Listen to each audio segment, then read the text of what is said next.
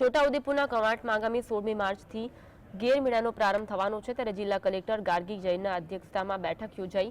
આદિવાસી સંસ્કૃતિની ઓળખ એવો વિશ્વવિખ્યાત ગેરનો મેળો કવાંટમાં હોળી પછી ત્રીજા દિવસે ભરાય છે, જેમાં તાલુકાના 133 ગામના લોકો તેમજ દેશ વિદેશથી લોકો આ મેળો માહલવા આવે છે।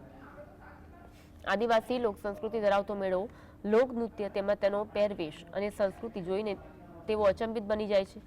કવાંટ નગરમાં એક સૂર અને એક જ તાલે હજારોની સંખ્યામાં લોક નૃત્ય કરતો માનવ સમૂહ જોવા મળે છે। 16મી માર્ચ આપણે ગેર મેળા ઓર્ગેનાઇઝ થઈ રહ્યા છીએ, જે દર વર્ષે થાય છે। કવાંટ તાલુકામાં જે ગેરની ટુકડીઓ છે એ આવીને ફરે છે અને એમના પોતાની રીતે બધું એક્ટિવિટીઝ કરે છે।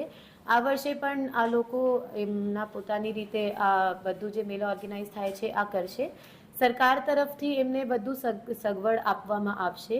એના જે જુદા જુદા રીતિઓ છે આ બધા લોકોને ખબર પડશે। દાખલા તરીકે પિથોરા પેઇન્ટિંગ છે, એની વિધિઓ છે।